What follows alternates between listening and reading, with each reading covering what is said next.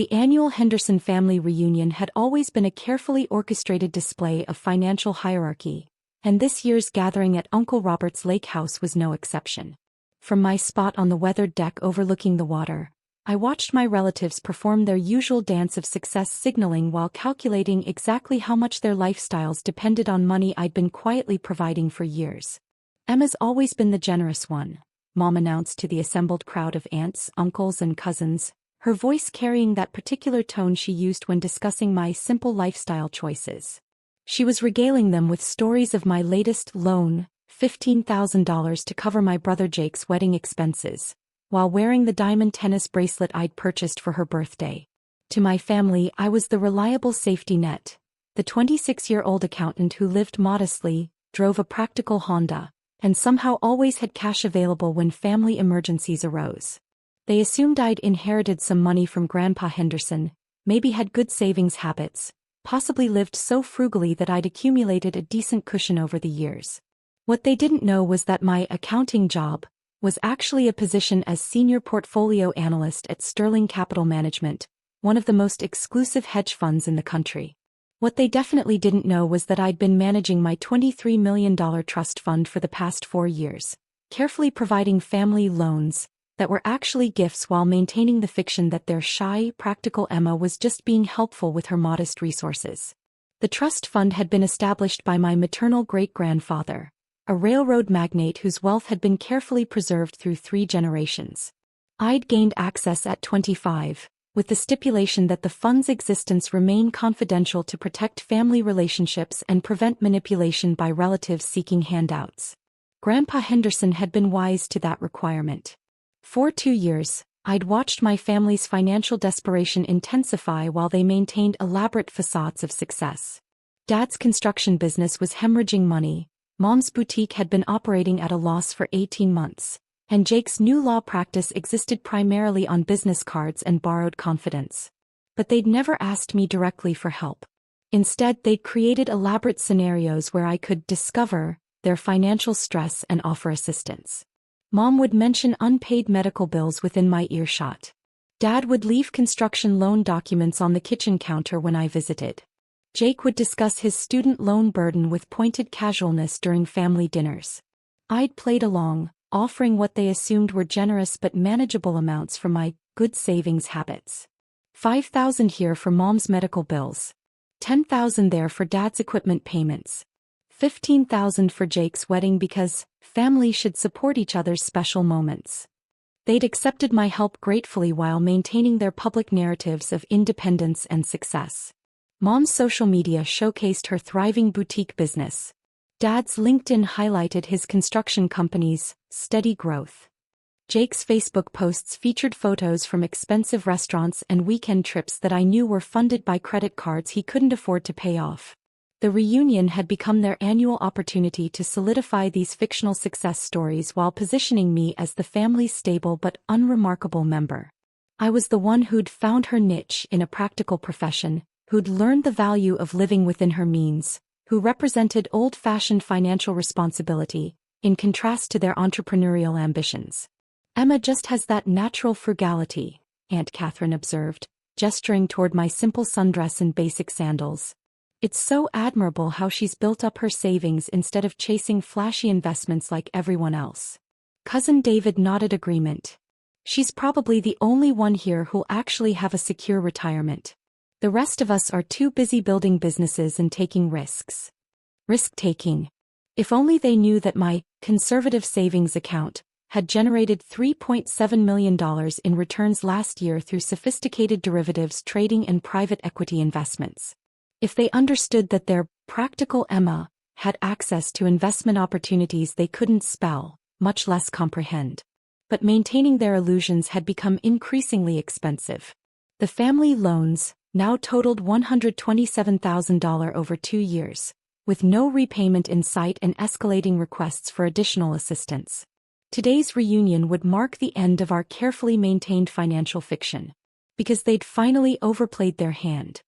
The afternoon sun beat down on the lake house deck as Mom launched into her latest financial crisis story, this time about Dad's construction company needing immediate capital to secure a major contract. The details were vague but the urgency was theatrical, complete with references to once-in-a-lifetime opportunities, and just needing a bridge loan to get over this hump. "Emma, honey," Mom said, her voice taking on that particular pleading tone I'd heard dozens of times over the past 2 years. "I hate to ask, but could you possibly help Dad with just another small loan? Maybe 30,000? I know it's a lot, but you've always been so good with money." 30,000. The escalation from my previous loans was significant, but more importantly, it represented their fundamental misunderstanding of my financial capacity. To them, 30,000 was pushing the absolute limits of what their frugal accountant sister could reasonably be expected to have saved. Jake jumped in with supporting arguments about family solidarity and mutual support, while Dad nodded gravely about the construction industry's cash flow challenges. They'd clearly rehearsed this presentation, complete with business documents Jake had prepared to make the request look professional rather than desperate. "The contract is worth $400,000 over 18 months, Dad explained, spreading photocopied papers across the picnic table. "But I need $30,000 upfront for equipment and initial materials. The client pays in stages so there's no risk, just a timing issue." I'd seen this pattern before. Dad's construction projects consistently required more capital than projected, ran over budget, and somehow never generated the returns he promised. The $23,000 I'd already loaned him for equipment purchases had disappeared into general operating expenses while his business continued declining. But the family maintained their fiction that these were temporary setbacks affecting an otherwise successful enterprise. Uncle Robert asked thoughtful questions about market conditions. Cousin Sarah offered encouragement about Dad's business acumen. They were all performing their roles in the charade that Dad was a successful contractor experiencing minor cash flow issues rather than a failing businessman whose operations depended entirely on his daughter's hidden wealth. My phone buzzed with a notification from Sterling Capital's private banking app, my weekly portfolio summary showing a 2.3% gain that week, equivalent to roughly $530,000. The irony wasn't lost on me that Dad was asking for $30,000 while I generated 17 times that amount in passive investment returns over 5 days. "Emma's already been so generous," Aunt Catherine said supportively. "But 30,000, that's really asking a lot from someone on an accountant's salary." Mom's response revealed their complete ignorance about my actual financial situation. "Oh, Emma's always been incredibly disciplined with money. He probably has more saved than any of us realize. And it's just family, we all support each other." Support each other. The statement was laughable considering that financial support had been flowing exclusively in one direction for 2 years.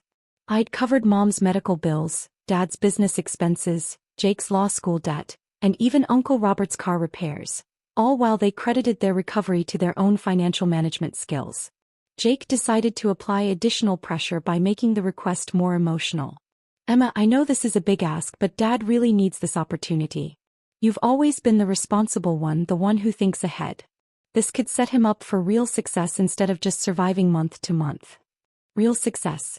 The same success they'd been promising was just around the corner for the past 2 years while burning through my money like it was an unlimited resource. They had no concept that my generosity had limits or that someone might eventually expect actual repayment of their accumulated debts. But the breaking point wasn't the money itself. It was their assumption that I existed primarily to solve their financial problems while remaining invisible in their narratives of personal achievement. Dad would land this construction contract and claim it as evidence of his business savvy. Mom would use the reduced stress to promote her boutique success. Jake would leverage Dad's improved situation to argue his law practice was thriving. Meanwhile, I'd continue being the family's responsible but unremarkable member whose contributions disappeared into their success stories. My phone buzzed again with a secure message from my trust fund administrator, reminding me that quarterly tax filings were due. The notification included a summary of the trust's current value, $26.7 million, following a particularly strong performance from our biotech investments. $26.7 million. While they were asking me to stretch my supposed financial limits for a $30,000 loan, I was managing wealth that exceeded most people's comprehension. I looked around the table at their expectant faces, each convinced they understood my financial capacity and limitations.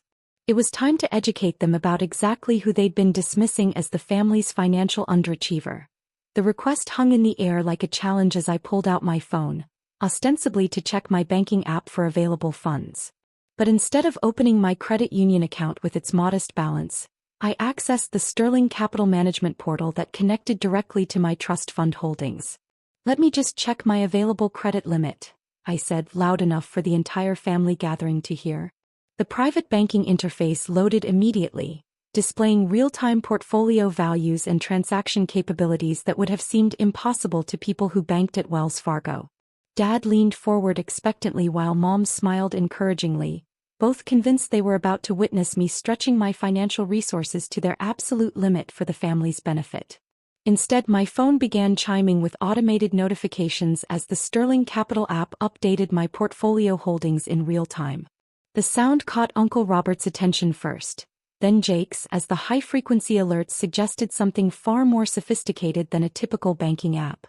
"Emma," Jake said slowly, "what exactly are you checking on your phone?" I turned the screen toward them, displaying the Sterling Capital Management interface with its unmistakable hedge fund branding and the portfolio summary that showed my trust fund's current value, $26.7 million. The silence that followed was absolute. Mom's voice came out as a whisper. $26 million? $26.7 million, I corrected, watching their faces transform from confusion to shock to something approaching panic. "It's my trust fund from great-grandfather Henderson's railroad fortune. I've been managing it through Sterling Capital Management for the past 4 years." Dad's construction documents fluttered to the deck as his hands went limp. "Sterling Capital, that's one of those exclusive hedge funds. The ones that require minimum investments of $10 million, I finished. "Yes. I've been their client since I turned 25 and gained access to the trust." Aunt Catherine found her voice first.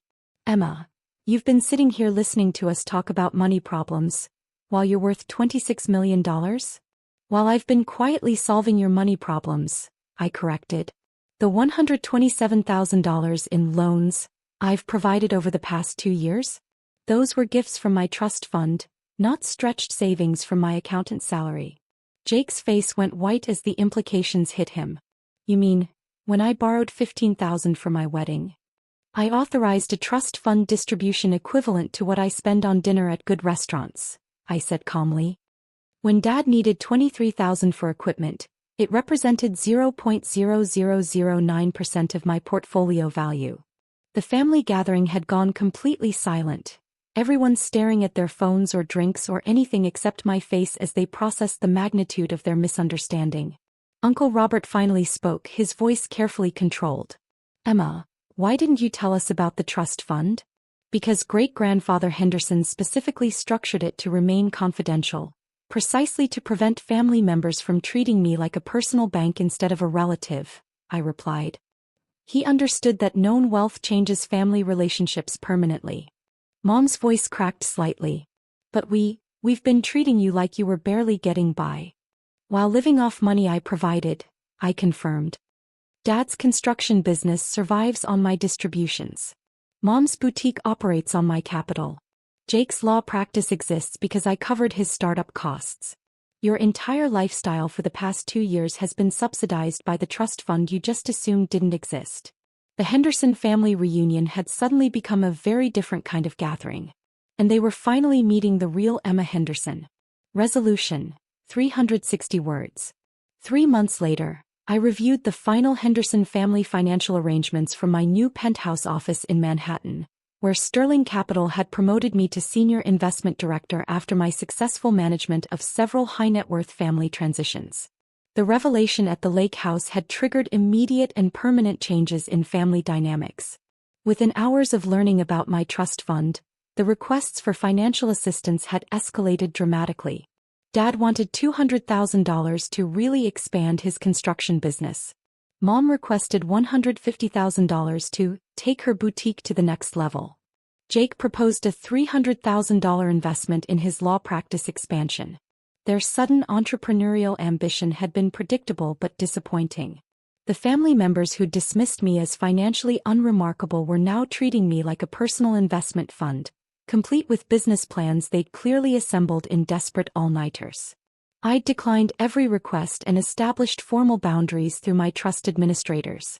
Family relationships built on financial dependency weren't relationships worth preserving.